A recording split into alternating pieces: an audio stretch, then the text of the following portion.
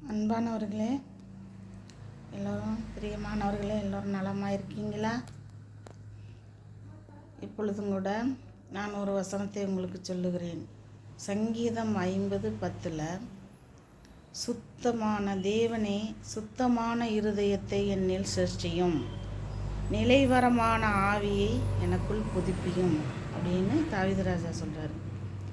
சுத்தமான இருதயத்தை என்னில் சிருஷ்டியும்னா என்ன? நம்ம இருதயம் சுத்தமாக இருக்க வேண்டும். எந்த குற்றமோ, எந்த குறையோ, எந்த பகையோ, எந்த வருத்தமோ, எந்த ஒரு புறங்கூறுதலோ நமக்குள்ளே இருக்காமல் நம்ம சுத்த இருதயத்தை ஆண்டவத்தில் கேட்க வேண்டும். சுத்த இருதயத்தை என்னில் சிருஷ்டியும், நிலைவரமான ஆவியை எனக்குள் புதுப்பியும் அப்படின்னு சொல்லப்பட்டிருக்கு. சுத்த இருதயம் நமக்குள்ளே இருந்தால் தேவன் நமக்குள்ளே வாசம் பண்ணுவார். சுத்த இருதயத்தை கொடுங்க ஆண்டவரே. நம்ம எல்லாரும் மனிதர்கள் தான். சுத்த இருதயம் இருக்காது. இருதயம் திருக்குள்ளதும் கேடுபாடு உள்ளதும்னு வசனம் சொல்லுது. அதனால் நம்ம என்ன பண்ணுவோம்? இப்போ நம்ம என்ன பண்ணுவோம்? சுத்த இருதயத்தை என்னில் சிருஷ்டியும், நிலைவரமான ஆவியை எனக்கு தாரும் என்று ஆண்டவரிடத்திலே கேட்டு, ஆண்டவரிடத்தில் நம்ம நெருங்கி சேரும்போது, அவரிடத்திலே எல்லாவற்றையும் கேட்கும்போது அவர் நம்மளுக்கு கொடுக்கிறவராய் இருக்கிறார். சுத்த இருதயத்தை என்னிலே சிருஷ்டியும், நிலைவரமான ஆவியை எனக்குள் புதுப்பியும் என்று சொல்லப்பட்டிருக்கு. நிலைவரமான ஆவின்னா என்ன? கர்த்தருடைய ஆவி, பரிசுத்த ஆவி. நம்மளுக்கு பகுத்தறிகிற ஆவியெல்லாம் ஆண்டவர் தர்றாராமா. எல்லா ஆவிகளையும் கொடுக்கிற தேவன் இதையும் நம்மளுக்கு கொடுப்பார். எல்லாவற்றையும் இடத்தில் கேளுங்கள், அப்பொழுது உங்களுக்கு கொடுக்கப்படும் சொல்லப்பட்டிருக்கு. நம்ம கேட்கும்போது அவர் கொடுக்கிறவராய் இருக்கிறார்.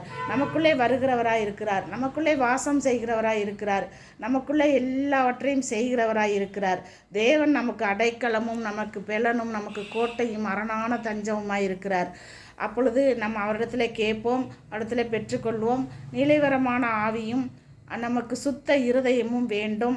அப்போ தேவனிடத்திலே சேரும்போது, தேவனிடத்திலே உட்கார்ந்து மண்டியிட்டு நம்ம கேட்கும்போது அவர் கொடுக்க வல்லவராய் இருக்கிறார். சுத்த இருதயத்தை என்னிலே சிருஷ்டியும் என்று சொன்ன தாவீது ராஜாவை போல் சுத்த இருதயம் நமக்குள்ளே வந்தால் நம்ம யாரு குற்றமோ, குறையோ, நம்மளுக்கு பகையோ எதுவுமே நம்ம மனதில் இல்லாமல் தேவனிடத்திலே நம்ம அவருக்கும் நம்மளுக்கும் உள்ள உறவு, உடன்படிக்கை, அவரிடத்திலே நம்ம உட்கார்ந்து ஜெபம் செய்ய ஆரம்பிக்கும் போதே நம்ம சுத்த இருதயத்தோடு உட்கார வேண்டும். சுத்தமாக தேவனை தரிசிக்க வேண்டும். சுத்தமாக அவரிடத்தில் சேர வேண்டும் என்று வேதம் நம்மளுக்கு கற்றுக் கொடுக்கிறது.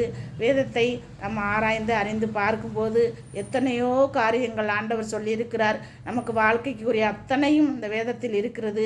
சுத்த இருதயத்தை என்னில் சிருஷ்டியும், நிலைவரமான ஆவியை எனக்கு தாரும் என்று நாம் கேட்க கடவும். அன்பான தேவ பிள்ளைகளே, இப்பொழுதும் கூட சுத்த இருதயம் நம்மளுக்கு இருக்க வேண்டும். நம்ம ஜெபிப்போமா?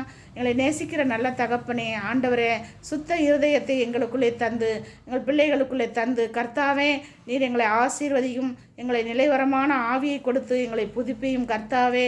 அப்படியாக உடைய கரத்தில் எங்களை தாழ்த்துகிறோம், ஒப்பு கொடுக்கிறோம். இயேசு கிறிஸ்துவின் நாமத்தில் ஜெபத்தை ஏறெடுக்கிறோம் நல்ல பிதாவே.